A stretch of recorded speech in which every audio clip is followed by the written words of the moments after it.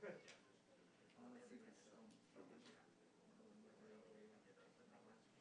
got one? Certain places, right? Yeah, big places. I saw the map. And then you asked But I hit on it one time. It's so fast. as he was leaving, you were asking a question? It was like faster than my house. In my house, I have But then you brought up fastest Wade. I tested it. Yeah. Yeah. Oh, It was like start down. He said something about Outside that. 50. Yeah. That's what it was, since he Yeah, fled, it was yeah. so fast. Like, I thought, was that picture? Yeah, that's what it was. It was like, that was literally, that was like right before COVID. At that point, Yeah, that was right before COVID. I mean, that was like, I think, because I think it was with the people from the different countries, like the Five Eyes. Yeah. Like 27. yeah. We did custom balances. So they would bring some bring in Tom, and then he would leave, and the others would stay for fun. And the others would stay for fun.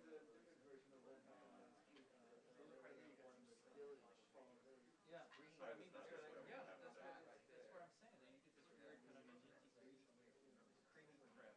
It's filling everywhere. Yeah, it looks good at the photo. Either that or I just take your chance. I just went 3,000.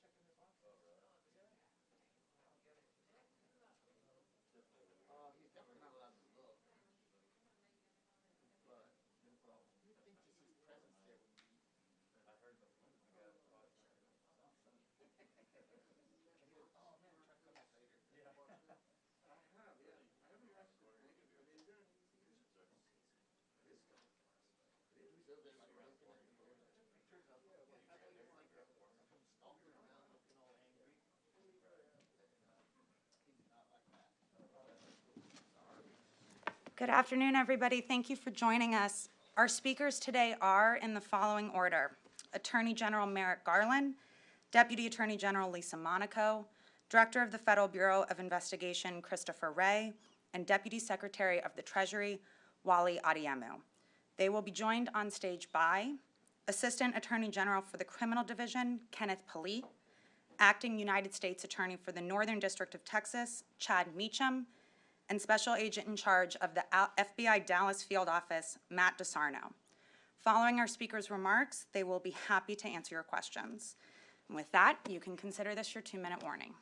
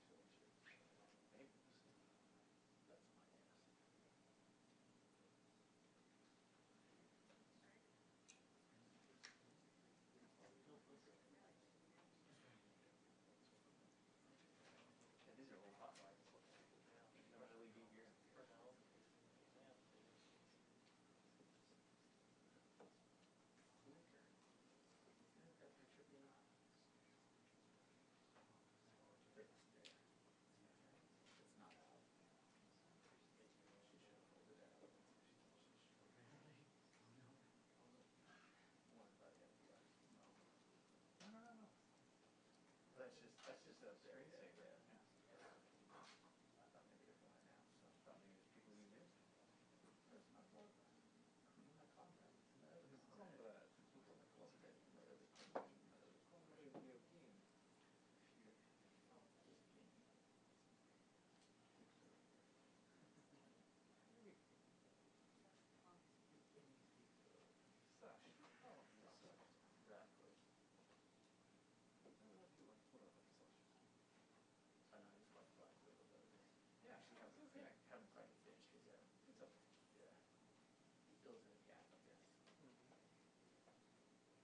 Yeah, no, right now, the only movies that come out are just movies to introduce stuff. Yeah, it's really hard. Well, you're doing this though. I'm not going to see Eternals. No, I'm not going to see Eternals. No, I want to be introduced to 10 new characters. That's going to be really good.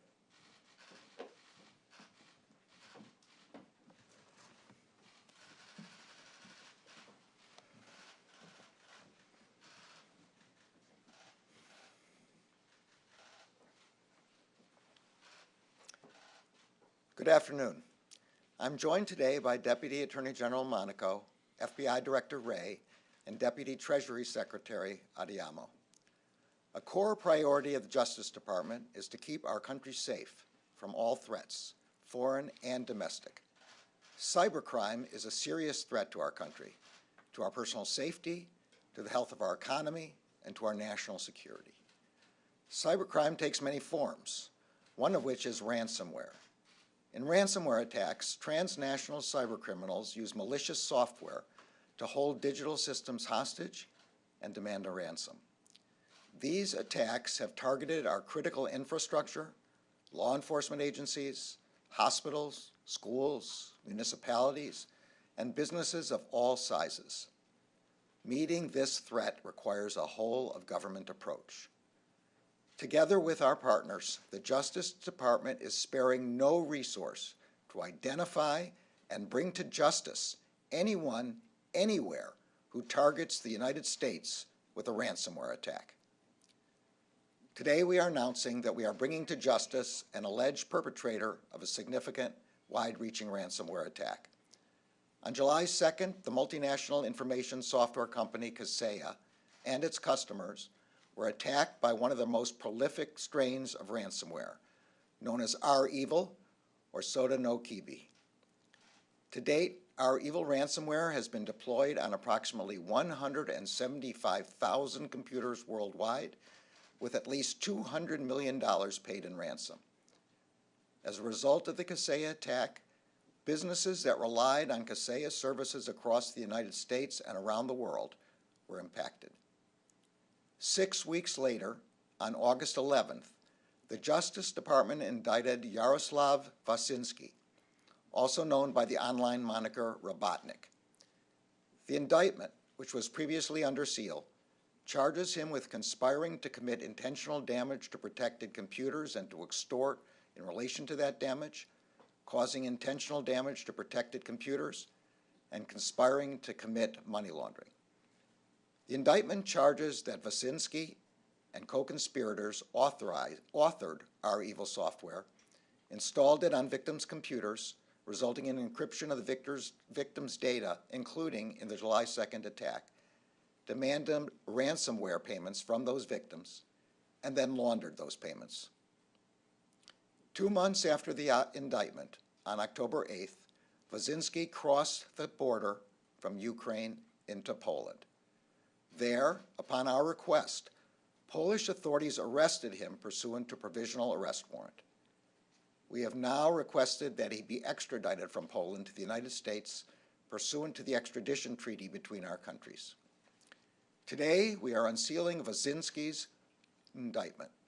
Vasinski's arrest demonstrates how quickly we will act alongside our international partners to identify, locate, and apprehend alleged cybercriminals, no matter where they are located. Ransomware attacks are fueled by criminal profits. That is why we are not just pursuing the individuals responsible for those attacks. We are also committed to capturing their illicit profits and returning them whenever we can to the victims from whom they were extorted. And that brings me to our second announcement today. In addition to securing the arrest of Vasinski, the Justice Department has seized $6.1 million tied to the ransom proceeds of another alleged our evil ransomware attacker, Russian national Yevgeny Paulianen. As set forth in the public filings related to the seizure, Paulianen, whom we also charged by indictment, is alleged to have conducted approximately 3,000 ransomware attacks. Paulianen's ransomware attacks affected numerous companies and entities across the United States, including law enforcement agencies and municipalities throughout the state of Texas.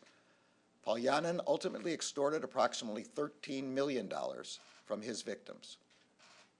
We are also announcing the unsealing of an indictment against Paulianen. Like the indictment against Vasinski, he is charged with conspiring to commit intentional damage to protected computers and to extort in relation to that damage, causing intentional damage to protected computers, and conspiring to commit money laundering.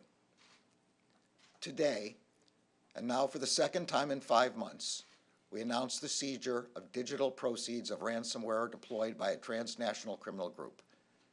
This will not be the last time. The U.S. government will continue to aggressively pursue the entire ransomware ecosystem and increase our nation's resilience to cyber threats. But while today's announcements mark important successes, I want to emphasize that we all must play a role in improving our cyber defenses. This includes the American business community. Being vigilant and investing resources in cybersecurity should be a high-profile priority for all of us. In addition, when ransomware attacks do occur, law enforcement's ability to respond depends in large part on whether and how promptly the victim reports the attack. Failure to timely report also puts other potential victims into jeopardy.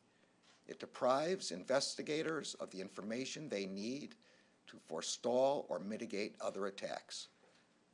It is for this reason that we urge Congress to create a national standard for reporting significant cyber incidents and to require that the reported information be shared immediately with the Justice Department.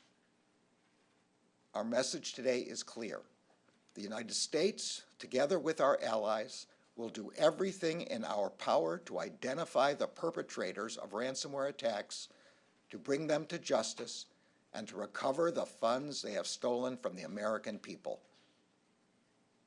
Over the past 7 months, the Justice Department has sharpened the tools at our disposal to investigate and prosecute ransomware attacks. We have created the DOJ Ransomware and Digital Extortion Task Force as directed by the Deputy Attorney General, which includes the Criminal Division, the National Security Division, the Executive Office of United States Attorneys, the Civil Division, and the Federal Bureau of Investigation. I would like to thank all of our partners who have assisted in this effort, including CISA, the Treasury Department, and the State Department, as well as our many foreign law enforcement partners. Finally, I would like to thank all those within DOJ for their work.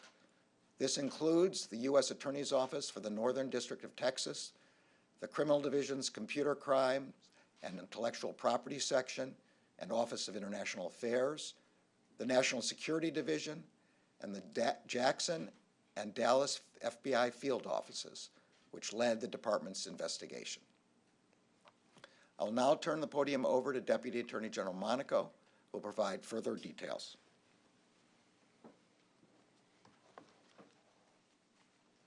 Good morning, and thank you, Attorney General Garland. Our announcement today reflects the work of the Department's Ransomware and Digital Extortion Task Force as part of a whole-of-government response to the threat of ransomware. Both the arrest of Vasinski and the charges against Paulianen and the seizure of millions of dollars in cryptocurrency show we will be relentless in our mission to investigate, to disrupt, and to prosecute ransomware attacks. Over the past 7 months, the task force, through these individuals who you see represented here today and our additional domestic and international partners, we have been using every tool at our disposal and leveraging every authority we have to hunt down and hold accountable cyber criminals wherever they may seek to hide.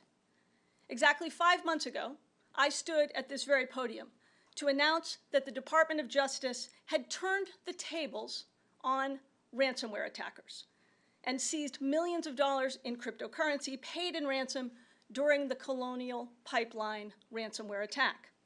Today, we are back to tell the American people that we've done it again. This time, the Ransomware and Digital Extortion Task Force has delivered a significant blow to the Soda Nikibi and our evil ransomware gang, who attacked thousands of victims worldwide. These victims are networks of information technology providers. They are financial services firms. They are critical infrastructure entities, nonprofits, law enforcement agencies, local governments, and food and agricultural suppliers. Once again, we were able to recover ransom by following the money. The career prosecutors and the special agents of the FBI, working with partners around the globe, did some good old-fashioned detective work by chasing down digital leads, identifying infrastructure to dismantle, and seizing funds. Our partners at the State Department were able to build on our actions, and later today, they will be announcing a reward for those who assist us in our efforts to bring our evil actors to justice. Our partners at the Treasury Department are also using their sanctions authority, and Deputy Secretary Adeyemo will discuss that shortly. And our work won't stop today. The Department's National Cryptocurrency Enforcement Team will continue to work with our partners at the Treasury Department to deprive bad actors of their profits and to dismantle the financial exchanges that knowingly enable criminal actors who seek ransom rewards for flourish and to profit. Ransomware knows no borders, and so our efforts to combat it must be equally transnational, as they were in this case. Today's announcement, and the arrest of Vasinski in particular, was possible because of the strong partnership between U.S. law enforcement and our foreign counterparts. The arrest we announced today and the charges and the seizures are part of a coordinated law enforcement set of actions taken with partners across 4 different continents. These actions include the arrest of 2 additional Our Evil actors announced earlier today by Romanian authorities. Ultimately, though, the success of this case proves the crucial importance of victim companies coming forward and working with the Department of Justice and the FBI when they are first hit with an incident. The director will speak a little bit more about this and about exactly what the FBI did in this case, but I want to make clear that we are here today because in their darkest hour, Kaseya made the right choice, and they decided to work with the FBI. Almost immediately after they were hit, Kaseya provided the FBI information they needed to act, and to act fast. In doing so, we were ultimately able to identify and help many victims of this attack, and also to follow the trail to Wyszynski. Equally important, we worked with our partners at CISA to provide information to the public and to help prevent future attacks. What you see here today is a united front, and our message should be clear. If you target victims here, we will target you. And the Department of Justice won't give up until you are held accountable.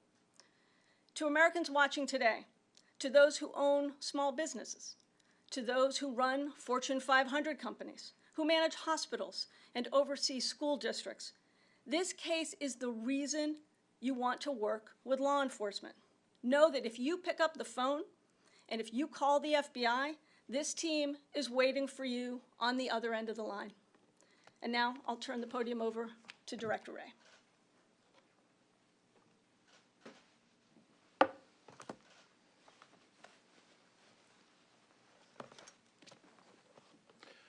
Well, good afternoon. Today's announcement of the arrest of Yaroslav Wyszynski in Poland and the charges against and seizure from Yevgeny Paulianen shows what's possible when federal law enforcement and international law enforcement work together with private sector companies. It also demonstrates our resolve in pursuing criminal enterprises that use ransomware to threaten our critical infrastructure, our public health and safety, and our economic vitality.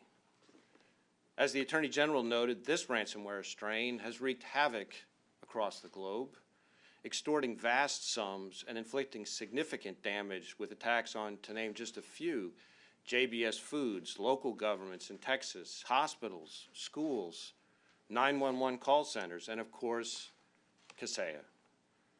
When Kaseya realized that some of their customers' networks were infected with ransomware, they immediately took action. They worked to make sure that both their own customers, managed service providers, and those MSPs' customers downstream quickly disabled Kaseya's software on their systems. They also engaged with us early. The FBI then coordinated with a host of key partners, including CISA and foreign law enforcement and intelligence services, so Kaseya could benefit from all of our expertise and reach as it worked to put out the fire. Kaseya's swift response allowed the FBI and our partners to quickly figure out which of its customers were hit, and for us to quickly share with Kaseya and its customers information about what the adversaries were doing, what to look for, and how the companies could best address the danger. Here, we were able to obtain a decryption key that allowed us to generate a usable capability to unlock Kaseya's customers' data. We immediately strategized with our interagency partners and reached a carefully considered decision about how to help the most companies possible, both by providing the key and by maximizing our government's impact on our adversaries who were continuing to mount new attacks. Ultimately, we were able to both unlock encrypted data and take bad actors out of operation, including by hitting Sodnikibi more broadly, seizing cryptocurrency, and, as you just heard, late last week, our partner Romanian authorities also arrested 2 other individuals suspected of cyber attacks using Sodnikibi or evil ransomware. As the Attorney General and the Deputy Attorney General mentioned, the steps we've announced today are yet another example highlighting why the public needs breach reporting legislation that provides the FBI real-time access to information about ransomware attacks and other criminal breaches. When the FBI is engaged early, we can provide victims more and better support.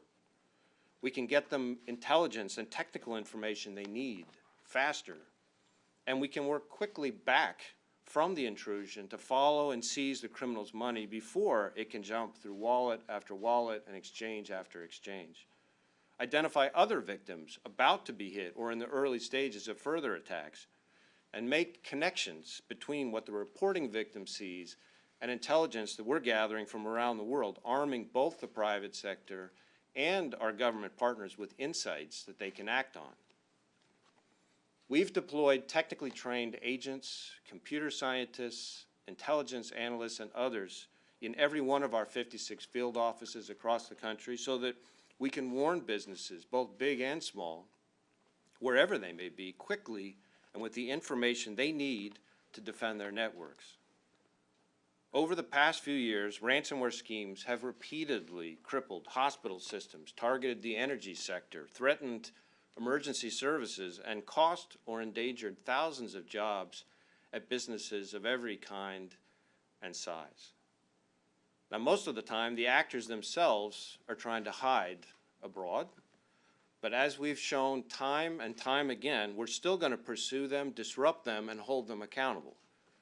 The long arm of the law reaches a lot further than they think. And we've got ways of disrupting those sheltering in places like Russia, as Paulianen discovered when he woke up and found 6.1 million that he'd extorted from his victims missing. Good partners of ours, like the Treasury and State Departments, are also adept at turning the results of our investigations into action and pressure abroad. I want to thank Kaseya and other private sector partners for their invaluable help in this case and for the way they've joined our response to the ransomware threat. Also want to thank the FBI's own Dallas and Jackson field offices for leading the investigation, and I'm grateful to all our federal partners and our many foreign partners, especially Poland, Romania, Ukraine, France, and Germany. The cyber threat is daunting, but when we combine the right people, the right tools, and the right authority, our adversaries are no match for what we can accomplish together. Thank you. And now I'll turn it over to Deputy Secretary Wally Adeyemo.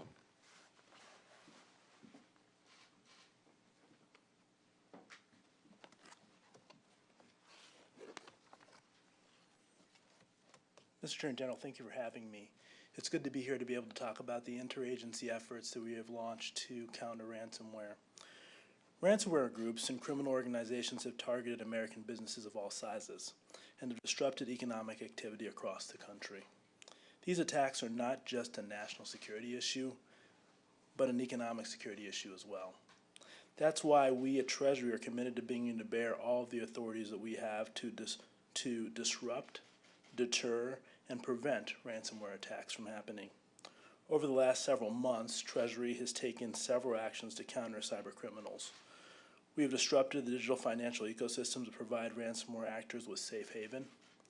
We have provided resources to the private sector to help businesses understand and comply with anti-money laundering and countering financing of terrorism obligations related to ransomware payments and virtual currency. And we have encouraged improved cybersecurity measures today. Targeted disruption actions and updated ransomware advisory will further advance these efforts.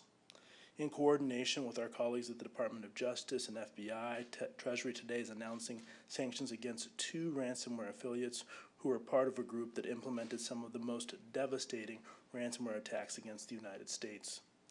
Treasury is also sanctioning a virtual currency exchange, Shatex, and its enabling companies that have provided financial facilitation for multiple ransomware variants. This means that effective immediately, all assets of these entities that are subject to U.S. jurisdiction are blocked. All transactions are prohibited for U.S. persons, and all domestic exchanges are prohibited from processing transactions with this exchange. While virtual currency exchanges mostly conduct predominantly legitimate activity, certain virtual currency exchanges provide financial services to or facilitate money laundering for ransomware actors that enable them to extract profits from these attacks. I want to call on legitimate virtual currency exchanges to continue their efforts to root out abuse and reiterate that they play a critical role in implementing appropriate AML and CFT and sanctions controls. These controls prevent sanctioned persons and other illicit actors from exploiting virtual currencies to undermine U.S. foreign policy and national security interest. Our actions today also demonstrate how the United States is working with our international counterparts to disrupt the ransomware ecosystem.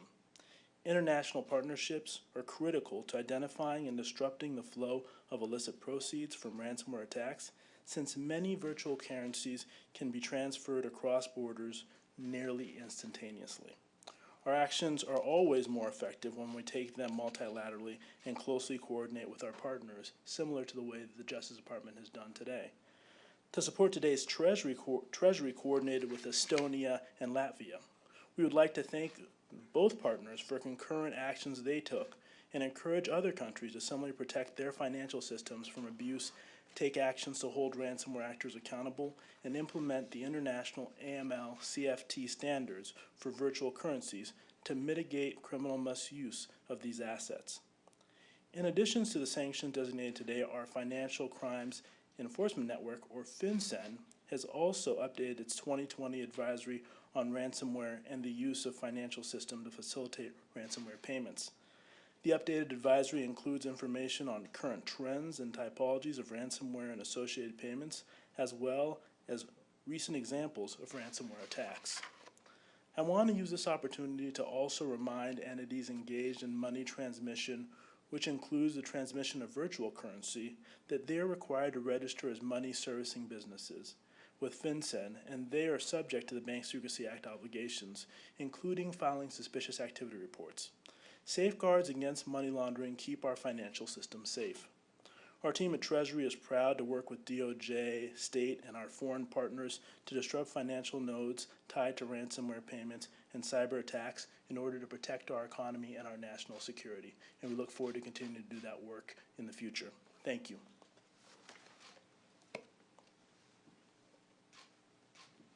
All right. Let's take some questions. Yeah, you want to kick us off? General Garland, any evidence that the Russian government either condoned or was aware of any of this activity that you took action on today? And I have one off-topic question. So this is an ongoing investigation. We really can't comment about that. But I will say that we expect and hope that any government in which one of these ransomware actors is residing will do everything it can to provide that person to us for prosecution. The question, a horrific scene down in the Houston area with so many people injured and who died. There are some reports that some of the victims may have been pricked or injected with a drug of some sort. Security guard in particular, the Houston police chief mentioned. Is there any federal jurisdiction here? Is the FBI or any Justice Department entity looking into this case? For this one, I'm going to refer to the director. I think all I can really say on that right now, Pierre, is that the Houston Police and Harris County have the lead, but we are providing, some forms of technical assistance. But that's all I can really say on it right now. All right, Ellen. Can you tell me where this is this the first time you're indicting Russian ransomware? Is this the first time you're indicting Russian ransomware actors? Or have you done that before? No, and indeed, last week we secured the physical presence of a Russian cyber criminal who was hiding out in South Korea, and we worked with our partners to get him here into an American courtroom. And I think that action and today's action reflects what we are determined to do, which is to use all of our tools, both domestically and working with our partners, to hold accountable those who seek to target infrastructure here. And I have a follow-up for Director Wray. Thank you, Director, for your explanation of a little bit of the timeline. Can you say that you immediately after the Kaseya came forward, you were able to strategize and reach a carefully considered decision to both provide the key and maximize your law enforcement equities? And I know I reported on some of that earlier. can you give me a little bit better timeline as to what you decided to do when? Because I know you were also planning to do a disruption of REvil, and which is one of the factors going into the decision to not immediately turn over the decryption key. And that also there was an assessment, I believe, provided by CISA that I was told that the victim impact wasn't as severe as initially felt. And so putting all of these factors into the mix, I think the interagency decided it was okay to withhold the key for a bit of time until you could do your disruption. And then, of course, REvil took itself down, so you didn't do your disruptions. Give me a little more visibility. So I'm not going to try to confirm or tweak your chronology there, but what I would say is I think it's important for people to understand that when we find technical information like decryption keys, first off, I wish we would find them more often. It's not something that happens in every case, but it's a specific goal of the investigation, right? So that's something that our folks are tasked with looking for. It's not something we just kind of stumble across by happenstance. It's a specific aim of the investigation so that we can then turn around and push it out to companies, victims, and potential victims. When we do that, though, when there's a decision, when there's any kind of weighing of multi-factors, it's an interagency group decision, it's a team decision, it's not something the FBI does unilaterally. Then there's a whole bunch of things that go into it. So that ranges from things like the testing and validation of the tool, which is part of it. We can't just turn around and push something out. We got to make sure it actually works. We got to make sure that it's not going to make things worse and rather than better. In some cases, remember who's designing these things in the first place. So we don't want to inadvertently, put malware on somebody's computer that we're trying to help. So that takes some time. In addition, when you got a multi-front, multinational operation like this, which is more and more how we would tackle any kind of ransomware actors, there's a whole bunch of factors. But ultimately, it all boils down to trying to make sure that we can maximize the impact on the ransomware actors and maximize the benefit to the most victims and the most potential victims. And so that's kind of how it all gets worked together. A lot of times that can happen, very, very quickly. Sometimes it takes a little bit longer. So that's really all I could say to it here today. This is for either the Attorney General or the FBI Director. Can you talk a little bit about how you affected the arrest of Wyszynski, why he moved from Ukraine to Poland, and can you also talk about now with him in custody, the size of his network that's still out there? And I have one off-topic question.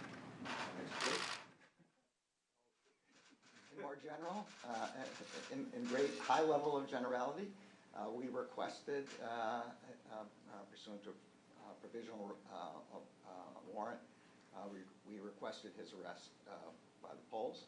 I don't know whether the director wants to be any more detailed than that.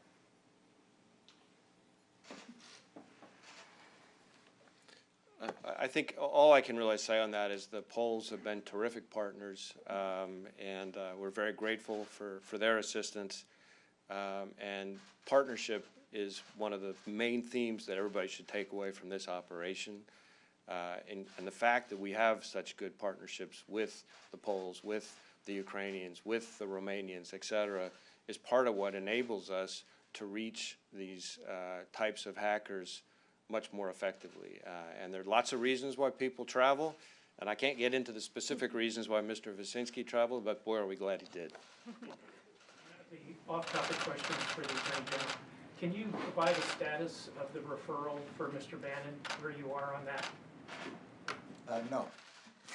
This is a criminal matter. It's an ongoing examination of the referral, and as you know, the Justice Department doesn't comment on those. We evaluate these in the normal way we do, facts and the law, and applying the principles of prosecution. Thank you.